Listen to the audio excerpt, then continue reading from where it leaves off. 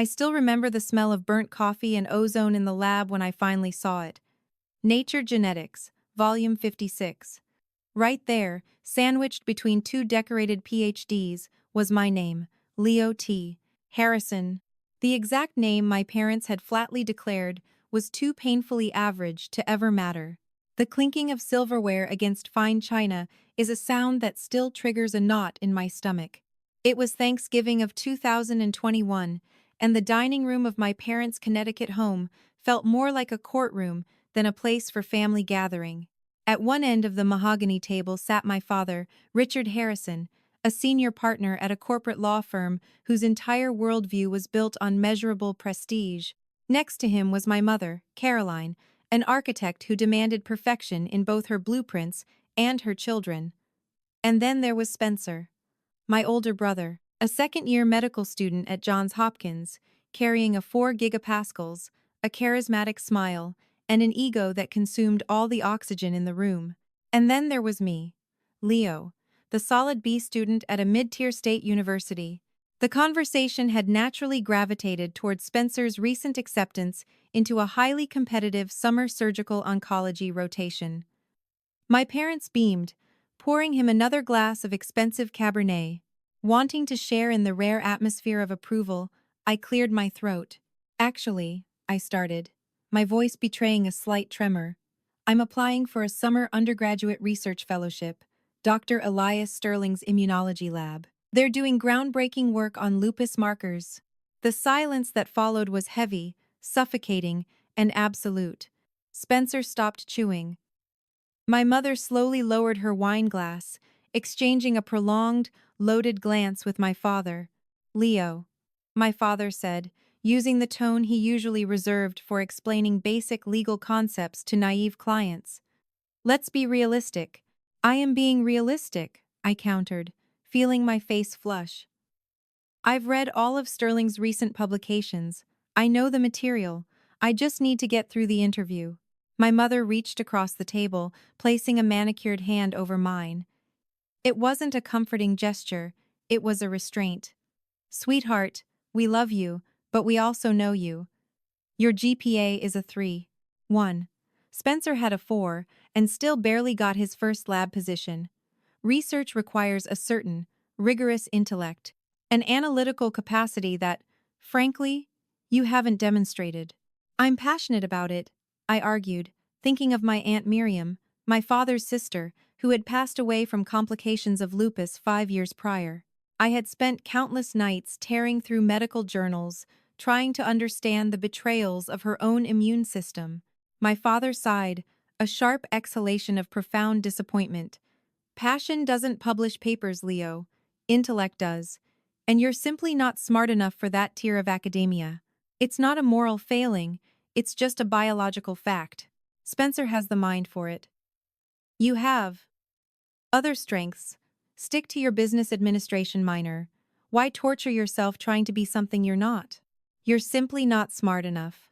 The words didn't just sting, they embedded themselves in my chest like shrapnel. I spent the rest of the dinner in silence, staring at my plate while Spencer regaled them with stories of his brilliance. When I returned to campus, the rejection letters began rolling in. 14 applications. 14 sterile, polite emails informing me that my academic record didn't meet their current needs. My father's voice echoed in my head with every notification. Not smart enough, but grief and spite are a potent cocktail. I didn't give up on Dr. Sterling's lab. Instead of relying on my mediocre transcript, I printed out a copy of his most recent, highly contested paper on T-cell degradation. I highlighted a specific methodological flaw in the supplementary data, a potential oversight in how the cells were incubated before flow cytometry, and I waited outside his office for 3 hours. When Dr. Sterling finally arrived, a notoriously irritable, disheveled man who looked like he hadn't slept since the late 90s, I practically ambushed him. I shoved the paper into his hands and stammered out my observation. He blinked, looked at the paper, then looked at me. Who are you? Leo Harrison. I applied to your lab. You rejected me. He squinted at the highlighted section, rubbing his graying beard. You're right. We accounted for this in the revision, but the preprint still has the error. Most postdocs miss this. What's your GPA, Harrison? Ah, uchdokbir, sir, he snorted. Abysmal. My undergrads have 3.9s. They also don't know how to read between the lines, they just memorize textbooks. He handed the paper back to me. I can't pay you. I won't give you course credit. You will wash beakers, run the autoclave, and organize the chemical inventory. If you break anything, you're fired. See you Monday at 6 a.m. I had my foot in the door. I was officially a floor sweeper in a world-class lab. But I was about to learn that getting in was the easy part. The basement of the Biological Sciences building smelled permanently of bleach, agar, and stale desperation. I was a ghost who materialized at dawn to load the massive industrial autoclave, scrub hundreds of Erlenmeyer flasks, and calibrate the pH meters before the real scientists arrived. The undisputed queen of those real scientists was Bethany Wells. Bethany was a senior, a pre-med prodigy who spoke almost exclusively in acronyms and condescension. She was leading a sub-project funded by a massive National Institutes of Health (NIH) grant, focusing on isolating a specific autoimmune protein marker in blood samples. If her project succeeded, she was guaranteed a co-author credit on Sterling's next major paper, a golden ticket to Harvard Med. She made it abundantly clear where I stood in the hierarchy. Leo, you left water spots on the 50 milliliters beakers, she snapped one Tuesday afternoon, not even looking up from her microscope. If I get contamination in my cultures, I'm holding you personally responsible. Please try to do the one simple job you were hired for. I bit my tongue, grabbed the tray of beakers, and headed back to the sink. While washing glassware, I listened, I watched, I absorbed everything. Because I was invisible, people spoke freely around me. I knew that Dr. Sterling was under immense pressure.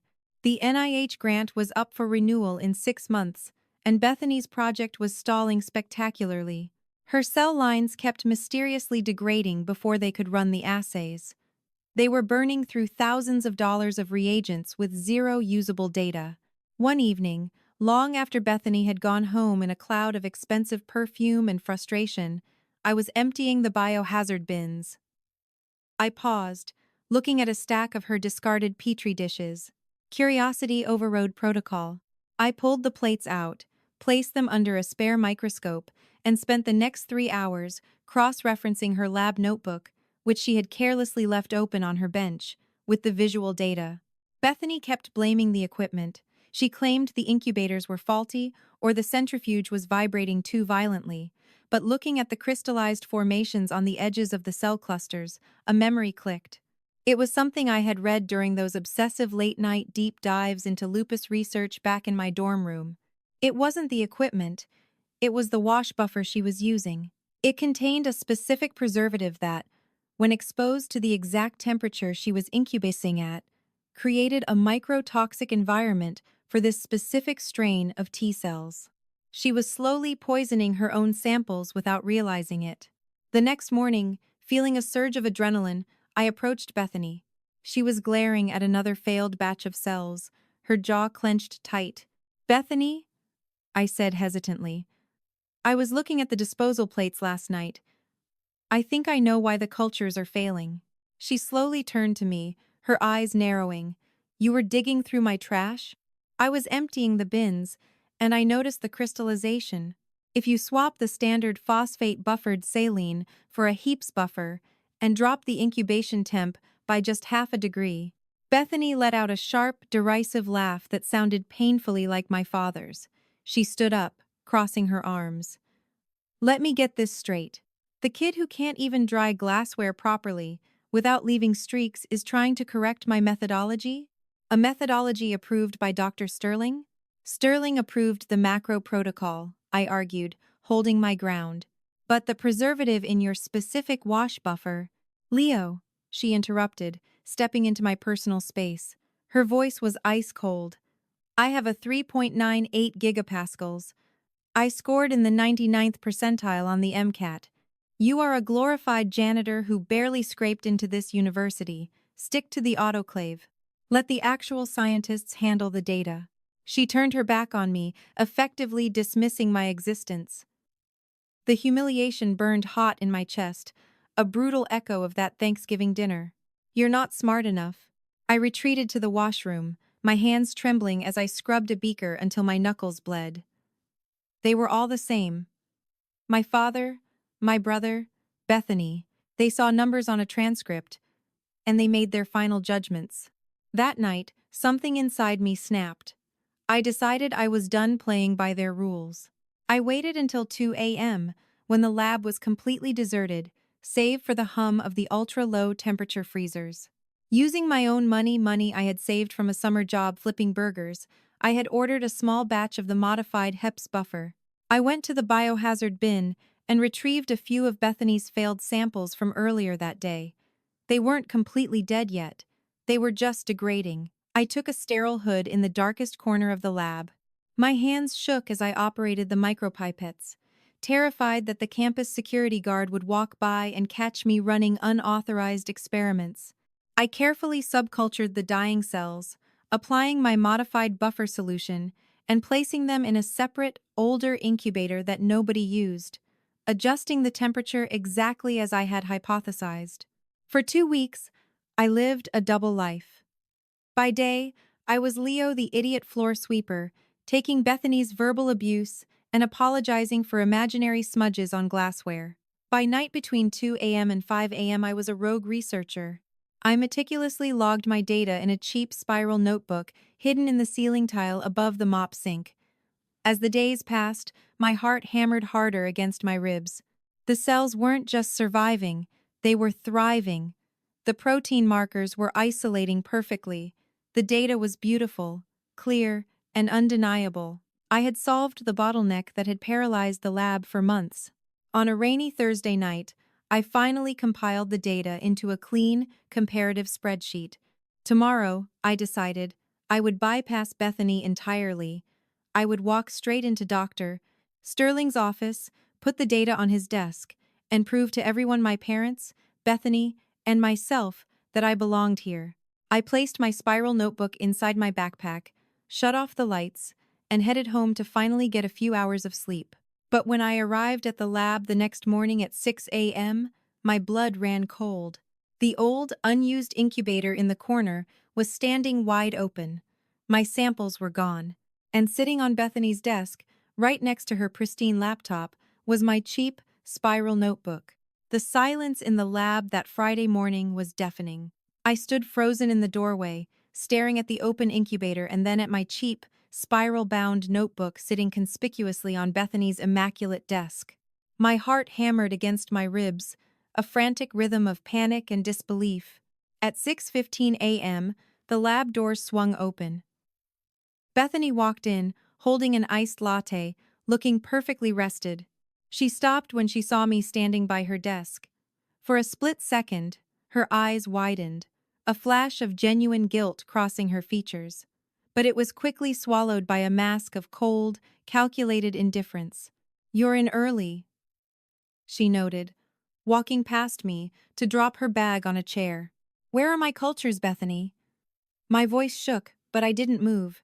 She took a slow sip of her coffee. "You mean my cultures? The ones you ran using my NIH-funded cell lines in my primary investigator's lab, using my reagents. I bought the modified buffer myself," I fired back, stepping closer. "That data in that notebook is mine. I did the work. I ran the subcultures." Bethany let out a long, patronizing sigh. She picked up the spiral notebook and tapped it against her palm. "Leo, let me explain how the real world of academia works. You are not a registered researcher on this grant. You don't even have clearance to handle these specific biohazards independently. If Dr. Sterling finds out you were running rogue, unsupervised experiments in the middle of the night, he won't just fire you, he'll report you to the University Ethics Board. You'll be expelled." The threat hit me like a physical blow. She had me, and she knew it. "I was going to show him the data today," I whispered, the fight draining out of me. "And say what?" Bethany scoffed. "That the kid who washes the beakers had a stroke of luck? Look, The data is good. Honestly, it's very good. It solves the degradation issue. But if you present it, Sterling will throw it out because your methodology is legally compromised. If I present it, as a breakthrough I achieved during late-night reviews, the grant gets renewed. The lab survives. You get to keep your little campus job. You're going to steal it. I'm going to salvage it, she corrected sharply. This is a win for the lab, Leo. Don't let your ego destroy Dr. Sterling's funding. Besides, I need this first author credit for my Harvard Med application. You're a business minor with a 3.1 gigapascals. What are you going to do with a Nature publication? Frame it in your cubicle? She turned to her computer, effectively dismissing me. Now, please go calibrate the pH meters. Dr. Sterling will be here at 8, and I have a major presentation to prepare for him. I spent the next 4 hours in a daze of raw, burning humiliation. The echoes of my parents' voices from that Thanksgiving dinner merged with Bethany's cold pragmatism. You're simply not smart enough. Stick to what you know. I had proven I was smart enough, and the reward was having the proof ripped from my hands by someone who already had everything. At 9 a.m., Dr. Sterling called Bethany into his glass-walled office. I watched from the sterilization sinks as she handed him a printed report, my data, transcribed and polished. I watched Sterling's perpetual scowl slowly melt into an expression of absolute shock, and then a wide, genuine smile. He stood up and shook Bethany's hand enthusiastically. The sick feeling in my stomach solidified into a heavy block of despair. I left the lab early that day, ignoring Bethany's triumphant smirk as I walked out. When I got back to my apartment, I sat on my bed and stared at the wall. My phone buzzed.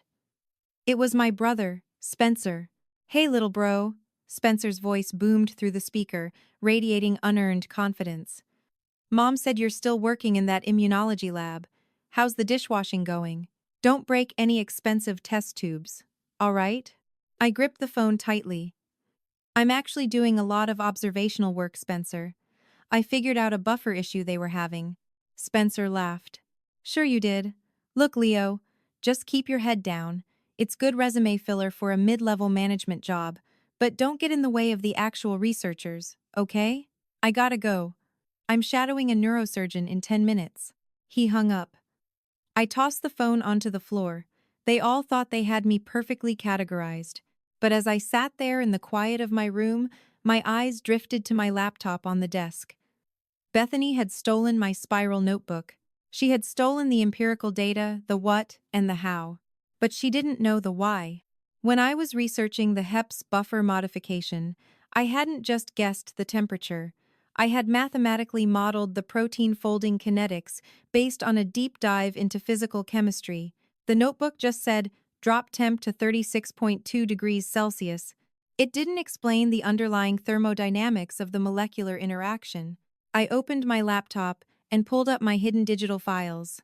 There it was, the complex theoretical framework that justified the entire experiment.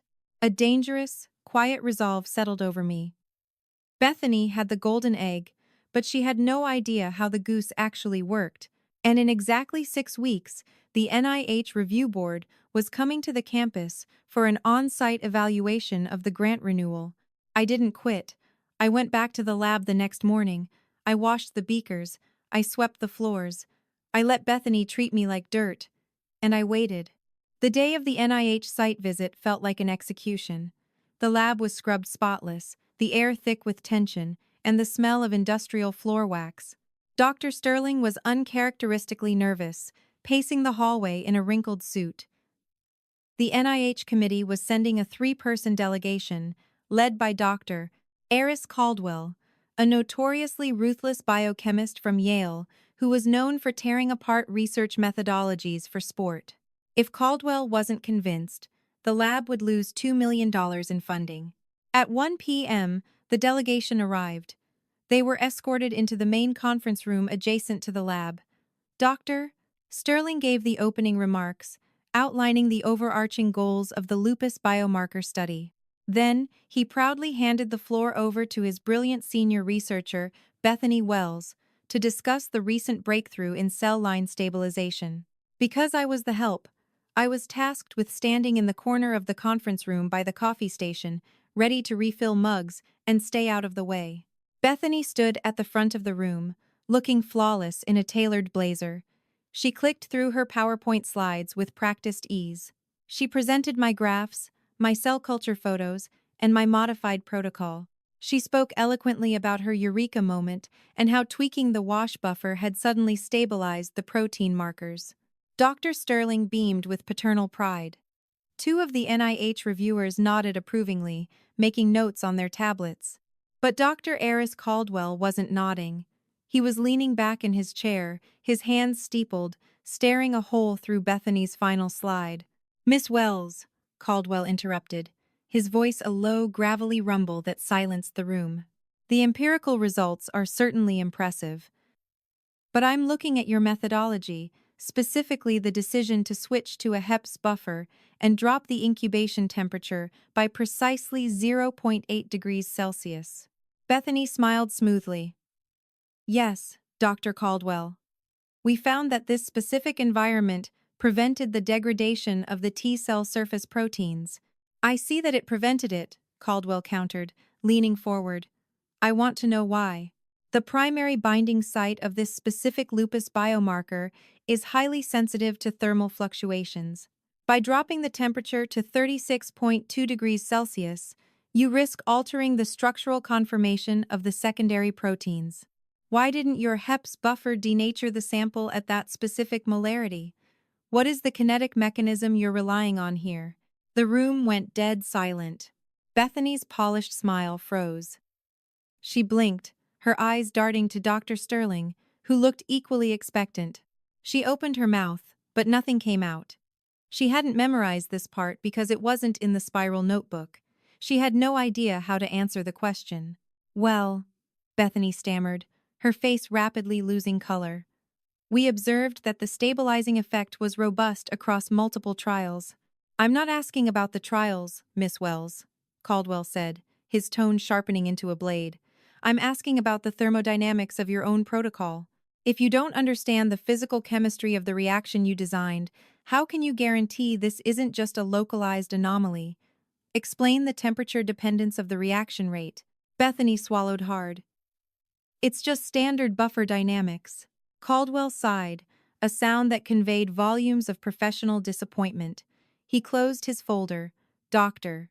Sterling, if your lead researcher cannot explain the fundamental biochemistry of her own supposed breakthrough, I have serious concerns about the integrity of this entire project." Dr. Sterling looked horrified. "Dr. Caldwell, I assure you—" "Excuse me," I said. My voice wasn't loud, but in the suffocating silence of that room, it sounded like a gunshot. Every head in the conference room snapped toward the coffee station. I slowly set down the carafe of decaf. My hands were shaking, but my mind was crystal clear. Dr. Sterling glared at me, his face flushing with anger. "Leo, what are you doing? Leave the room immediately."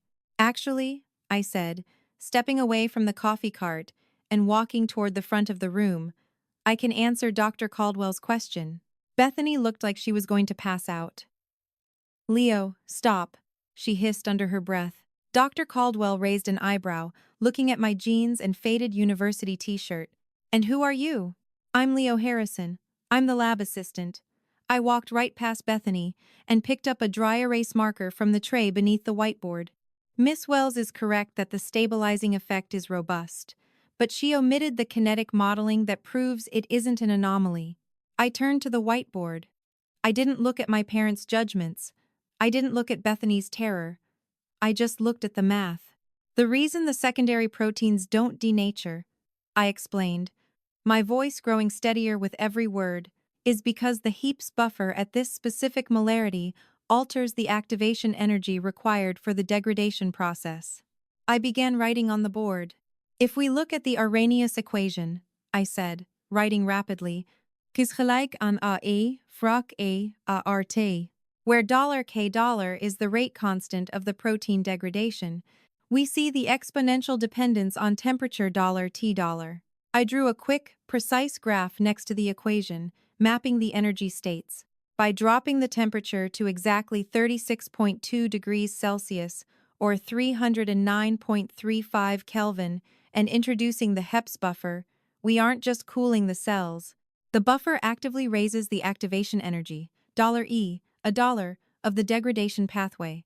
The specific drop in temperature decreases the thermal energy $RT just enough so that the degradation reaction rate $K approaches zero, while still maintaining the viability of the primary binding sites. I capped the marker and turned to face the room. It's a thermodynamic bottleneck, I concluded. The cells are trapped in a stabilized state. It's not magic, and it's not an anomaly. It's just physical chemistry. The silence in the room was entirely different this time. It wasn't the silence of impending doom. It was the stunned, electrified silence of a paradigm shifting. Dr. Caldwell stared at the whiteboard, his eyes tracing the math. A slow, genuine smile spread across his face. He looked at me, completely ignoring Bethany, who was trembling beside the podium. "Mr. Harrison," Caldwell said softly, "that is a highly elegant solution. Why is your name not on the primary investigator list?" Before I could answer, Dr. Sterling, pale and bewildered, stood up. "Leo, how do you know the kinetic modeling of Bethany's experiment?" I looked dead into Dr. Sterling's eyes, and then I looked at Bethany. The truth was a heavy, loaded weapon, and I was finally pulling the trigger. "Because, Dr. Sterling, it isn't Bethany's experiment," I said, my voice ringing clear across the room. "It's mine. She stole my lab notebook from the biohazard disposal room 6 weeks ago, but she only stole the results. She didn't steal the math, because the math was in my head." The silence in the room stretched until it felt brittle enough to snap. Bethany's perfectly manicured hands gripped the edges of the podium so tightly her knuckles turned white. She looked like a cornered animal. "He's lying," she stammered, her voice suddenly high and thin. "He's a dishwasher. He's delusional. He saw my notebook on my desk and memorized the figures to sabotage me." Dr. Aris Caldwell didn't even blink at her outburst. He kept his gaze fixed entirely on me. "Those are heavy accusations, young man. Intellectual property theft is a career-ending offense in academia. Do you have proof?" I didn't hesitate. I walked over to my battered canvas backpack sitting by the coffee cart, pulled out my laptop, and placed it directly on the polished mahogany conference table in front of the NIH delegation. "I don't have a physical notebook anymore," I said, booting up the machine, "but I have the digital trail. Every night at 2 a.m., I logged my raw spectrophotometer readings into a secure cloud database. I have the time-stamped metadata for every single file, the original photos of the cultures before they were cleaned up for that PowerPoint presentation, and the complete mathematical framework I just showed you, dated 3 weeks before Miss Wells claimed she had her eureka moment." I spun the laptop around to face Caldwell. "You don't have to take my word for it. Look at the metadata." Caldwell pulled his reading glasses from his breast pocket and leaned over the screen. The lab director, the man who had hired me to scrub floors, and who was now sweating entirely through his collar, hovered nervously over Caldwell's shoulder. For 2 agonizing minutes, the only sound in the room was the click of Caldwell's mouse as he navigated through my hidden directories. Finally, Caldwell sat back. He slowly took off his glasses. He looked at the lab director, and then, with glacial slowness, he turned his head to look at Bethany. "Miss Wells," Caldwell said, his voice dropping to a dangerous whisper, "the timestamps on these original image files predate your internal lab presentation by exactly 21 days. Furthermore, the IP address matches the university's secure faculty network, logged at hours when the security swipe cards show only one person was in this building." He pointed a finger at me. "Him." Bethany opened her mouth, a desperate, gasping sound escaping her throat, but no words came. The polished facade had completely shattered. "Pack up your desk," the lab director said to her, his voice trembling with a mixture of rage and sheer terror at almost losing his NIH funding. "You are suspended from this laboratory immediately, pending a full university ethics investigation. Get out." Bethany didn't look at me as she grabbed her blazer and practically ran from the room. The heavy oak door clicked shut behind her, sounding like a gavel striking a block. Caldwell let out a long breath, interlacing his fingers. Well, he said, the tension in his shoulders finally dropping. That was certainly more dramatic than our usual site visits. Now, Mr. Harrison, let's talk about your activation energy models. The aftermath was a whirlwind that completely upended the hierarchy of my existence. The NIH grant was renewed, but with a strict, non-negotiable stipulation, personally authored by Caldwell. I was to be immediately promoted from a maintenance role to a fully funded undergraduate research fellow. For the next 8 months, my life was consumed by the lab. I stopped attending my business administration classes entirely, officially switching my major to biochemistry. I practically lived in the glow of the flow cytometers. The work was grueling, demanding every ounce of intellectual stamina I possessed, but I never once felt the crushing weight of inadequacy that my family had strapped to my back. Then came the day the galley proofs arrived from Nature Genetics. It was a Tuesday afternoon. The lab director handed me the thick manila envelope without a word, a rare smile touching his eyes. I opened it with shaking hands. And there it was, a peer-reviewed, landmark paper on autoimmune biomarker stabilization. My name was listed right there in black and white, L.T. Harrison, not in the acknowledgments, not as a footnote, second author, right behind the principal investigator.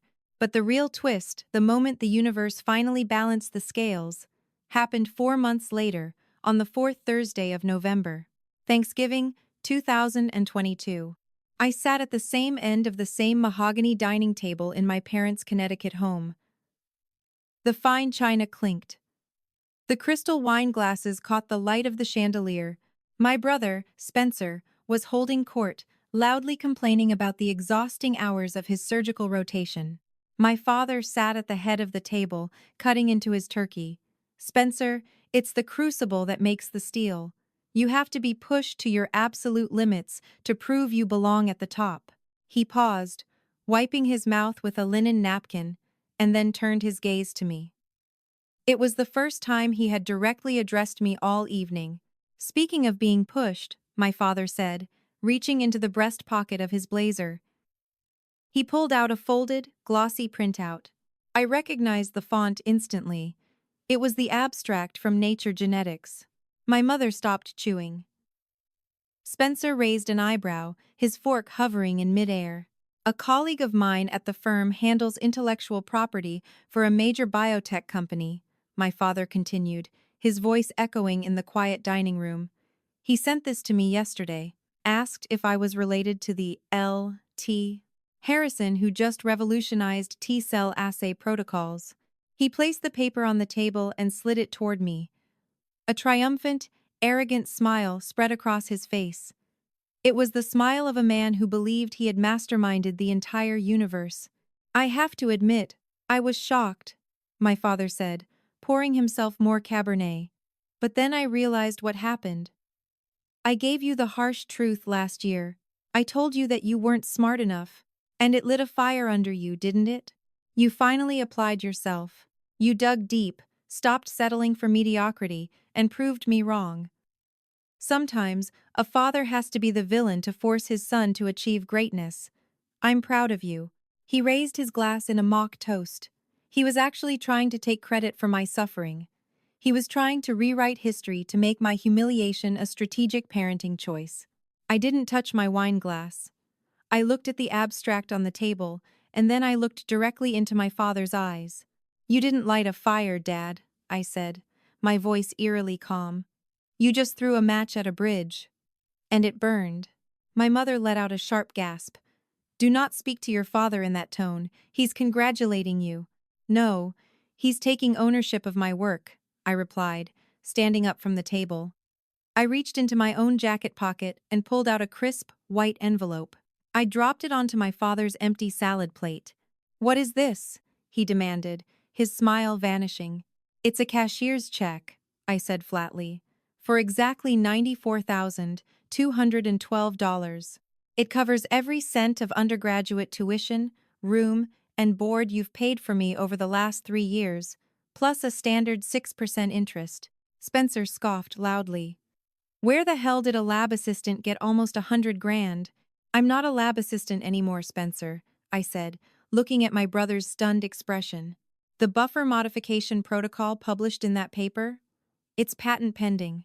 Because I was not a salaried employee or a faculty member when I invented it, the university had to negotiate an intellectual property split with me.